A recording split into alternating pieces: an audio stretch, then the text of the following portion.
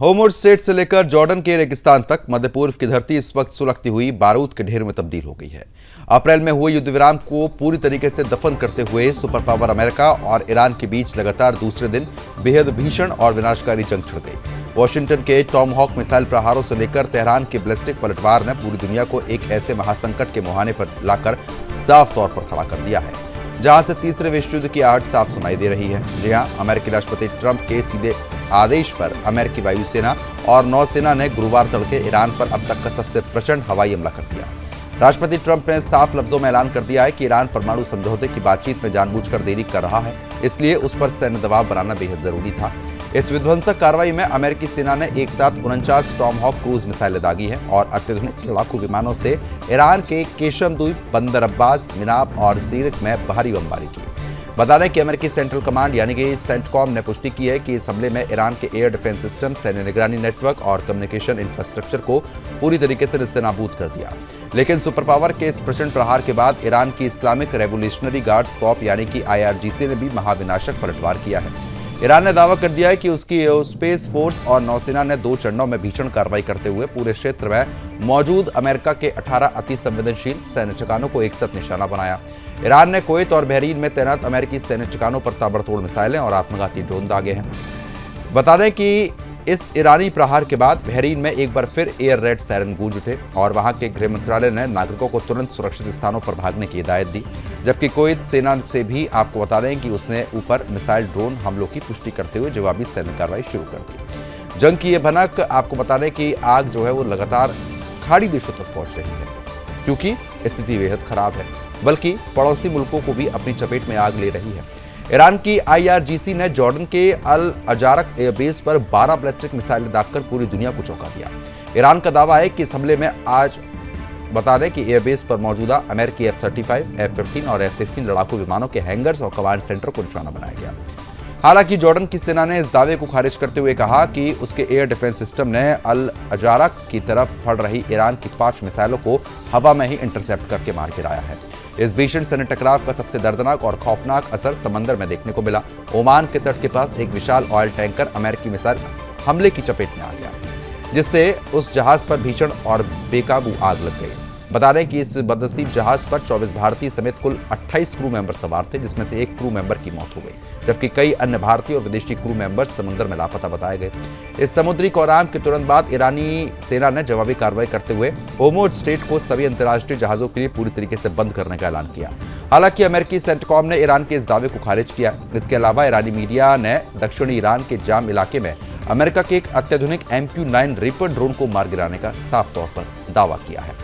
अब देखना यह होगा कि आने वाले दिनों में क्या कुछ और देखने को मिलेगा।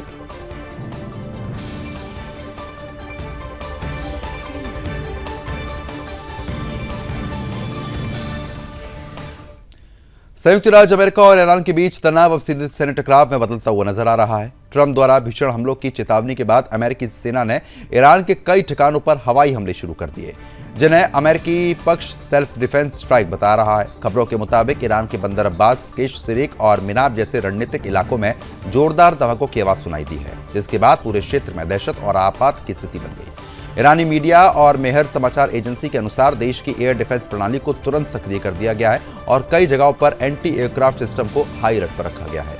इसी बीच ईरान की इस्लामिक रेवोल्यूशनरी गार्ड कॉर्प्स ने यह दावा कर दिया है कि उसने जवाबी कार्रवाई करते हुए अमेरिकी नेवी की 5वीं फ्लीट के मुख्यालय जो बहरीन में स्थित है उस पर शाहिद 136 ड्रोन से हमला किया। साथ ही जॉर्डन में मौजूदा एक अमेरिका से जुड़े एयरबेस को भी निशाना बनाया है। हालांकि इन दावों की स्वतंत्र पुष्टि अभी तक नहीं हो पाई है। सबसे बड़ा घटनाक्रम स्ट्रेट ऑफ होर्मुज़ को लेकर सामने आया, जिसे ईरान ने एक बार फिर पूरी तरीके से बंद करने का ऐलान किया। वहीं समुद्री मार्ग है आपको बताने कि जिससे दुनिया के बड़े हिस्से का तेल व्यापार गुजरता है। ऐसे में इस फैसले का वैश्विक ऊर्जा बाजार पर गहरा असर साफ तौर पर पड़ेगा। क्षेत्रीय स्तर पर भी स्थिति काफी तेजी के साथ बिगड़ेगी। जॉर्डन ने दावा किया है कि उसने अपने एयरस्पेस में प्रवेश कर रही 5वीं ईरानी मिसाइलों के बीच में ही उनको मार गिराया। बहरीन में एयर रेड सायरन बजाए गए हैं और कुवैत में भी कई हवाई खतरों को ट्रैक कर उनको निष्क्रिय करने की जानकारी दी। इराक में स्थिति और गंभीर हो गई, जहां अमेरिकी दूतावास ने अपने नागरिकों को तुरंत देश छोड़ने की सलाह जारी की। दूतावास ने चेतावनी दी है कि मौजूदा हालात में एयर स्पेस अचानक बंद हो सकता है और यात्रा में गंभीर बाधाएं आ सकती हैं। इस तरीके से जॉर्डन स्थित अमेरिकी दूतावास ने भी अपने नागरिकों को शेल्टर में रहने और पूरी तरीके से सुरक्षा निर्देशों का पालन करने की सलाह दी है। दूतावास की ओर से जारी संदेश में कहा गया है कि मिसाइल, ड्रोन और रॉकेट हमलों की रिपोर्ट लगातार मिल रही है, इसलिए लोग घरों के अंदर रहें और स्थानीय प्रशासन के लिए जो नियम दिए गए उनका साफ तौर पर पालन करें, क्योंकि अभी स्थिति लगातार टकराव की है। अब देखना यह होगा कितने दिनों तक ये स्थिति बनी रहेगी।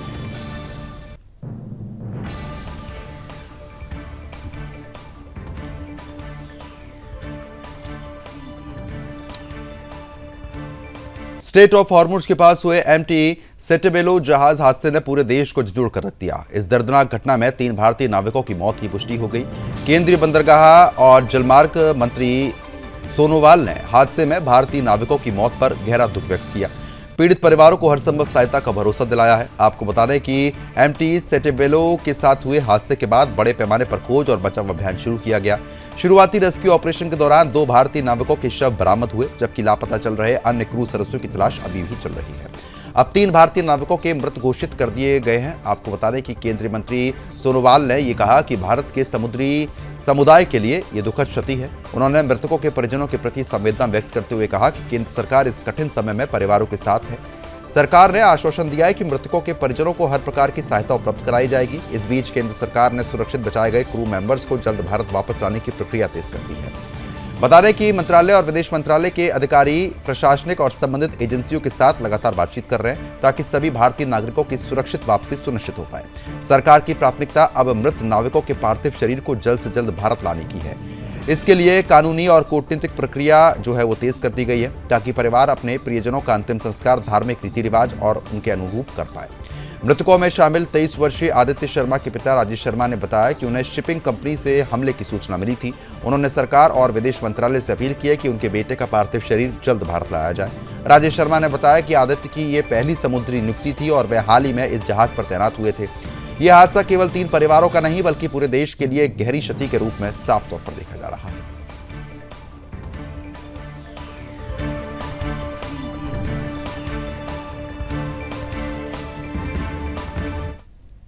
अब आगे बढ़ते हैं खबरों में। संयुक्त राष्ट्र सुरक्षा परिषद में पाकिस्तान और चीन को बड़ा कूटनीतिक झटका लगा।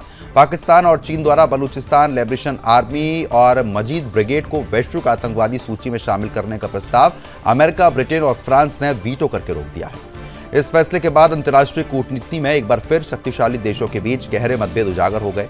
बता दें कि सूत्रों के मुताबिक ये प्रस्ताव पिछले वर्ष सितंबर में अल कायदा प्रतिबंध समिति के सामने पाकिस्तान और चीन ने संयुक्त रूप से रख दिया था। बैठक में इसे आगे बढ़ाने की अनुमति नहीं दी गई। अमेरिका, ब्रिटेन और फ्रांस तीनों स्थायी सदस्य देशों ने इस प्रस्ताव पर सहमति नहीं दी, जिससे यह प्रक्रिया वहीं रुक गई। इस फैसले को पाकिस्तान और चीन की कूटनीतिक हार के रूप में देखा जाने लगा, क्योंकि दोनों देश इन संगठनों को अंतर्राष्ट्रीय स्तर पर आतंकवाद सूची में शामिल करवाना चाहते थे। पाकिस्तान के स्थायी प्रतिनिधि अहमद ने सुरक्षा परिषद में यह दावा कर दिया कि अफगानिस्तान की धरती पर कई आतंकी संगठन सक्रिय हैं, जिसमें आपको बता दें कि अल कायदा, तहरीक-ए-तालिबान पाकिस्तान, ETIM, BLA और मजीद ब्रिगेड शामिल है। उन्होंने ये भी कहा था कि अफगानिस्तान में 60 से अधिक आतंकी शिविर सक्रिय हैं, जहां से सीमा पार पर हमले की योजना साफ तौर पर बनाई जाती है। पाकिस्तान और चीन का तर्क था कि इन संगठनों को 1267 प्रतिबंध सूची में शामिल किया जाए, ताकि अंतर्राष्ट्रीय स्तर पर इसके खिलाफ विरोध हो पाए और कार्रवाई भी तेज हो पाए।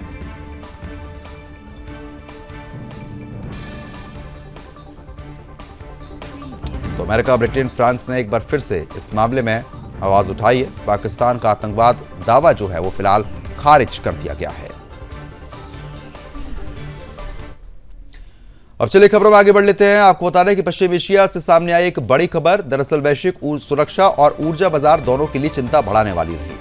ईरान ने बुधवार को बहरीन, कुवैत और जॉर्डन में स्थित अमेरिकी सैन्य ठिकानों पर ड्रोन और मिसाइल हमले करने का दावा किया। ईरान की इस्लामिक रेवोल्यूशनरी गार्ड कॉर्प्स यानी कि IRGC के अनुसार अमेरिकी ठिकानों को निशाना बनाते हुए कुल 21 हमले किए गए। अमेरिकी अधिकारियों ने ईरान के दावों को खारिज करते हुए कहा कि नुकसान को बढ़ा चढ़ाकर पेश किया जा रहा है और स्थिति पर लगातार नजर बनाई हुई है। अमेरिका की ओर से फिलहाल किसी बड़े नुकसान की पुष्टि नहीं की गई है। ये घटनाक्रम उस समय सामने आया है जब कुछ दिन पहले अमेरिका ने होर्मुज़ स्ट्रेट के आसपास ईरान के air defence system, command and control centre और निगरानी रडार ठिकानों पर हवाई हमले किए थे। अमेरिकी प्रशासन का दावा है कि यह कार्रवाई क्षेत्र में बढ़ते सुरक्षा खतरों के जवाब में की गई है। इस पूरे विवाद की शुरुआत उस घटना से जुड़ी हुई बताई जा रही है जिसमें होमोड स्टेट के पास अमेरिकी सेना का एक AH-64 अपाचे हेलीकॉप्टर समुद्र में गिर गया था। हेलीकॉप्टर हादसे के बाद अमेरिकी राष्ट्रपति ट्रंप ने आरोप लगाया कि इसके पीछे ईरान का हाथ हो सकता है। ट्रंप ने चेतावनी दी है कि अमेरिका इस घटना का जवाब देगा और जिम्मेदार लोगों को इसकी कीमत चुकानी पड़ेगी। हालांकि ईरान ने हेलीकॉप्टर गिराने की जिम्मेदारी स्वीकार नहीं की। वह हालात को लगातार गंभीर बनते हुए देखते हुए ट्रंप ने एक चुनावी रैली का दावा कर दिया और कहा कि ईरान के खिलाफ लगातार हम बढ़त बनाए हुए हैं और अगले 2 सप्ताह में पूरी जीत का ऐलान हम कर सकते हैं। अब देखना होगा कि आने वाले 14 दिन किस तरीके से खास तौर पर और ज्यादा महत्वपूर्ण होने वाले हैं।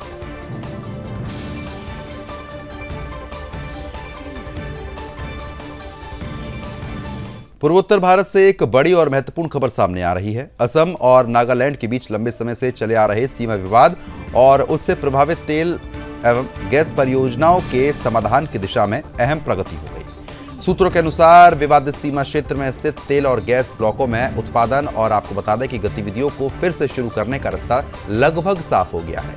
इससे न केवल देश के ऊर्जा क्षेत्र को मजबूती मिलेगी बल्कि पूर्वोत्तर भारत के आर्थिक विकास को नई गति मिलने की उम्मीद है। जानकारी के मुताबिक दशकों पुराने विवाद से जुड़े मुद्दों के समाधान के लिए केंद्र सरकार, असम सरकार और नागालैंड सरकार के बीच कई दौर की बातचीत हुई। केंद्रीय गृह मंत्री की अध्यक्षता में हुई बैठकों के बाद एक त्रिपक्षीय समझौता ज्ञापन पर सहमति बनने की खबर है। बताया जा रहा है कि इस समझौते के लागू होने के बाद तेल और गैस क्षेत्र में मौजूद कई प्रशासनिक और कानूनी बाधाएं दूर हो सकेंगी, जिसकी वजह से वर्षों से उत्पादन कार्य प्रभावित जो हो रहा था वो अब नहीं होगा।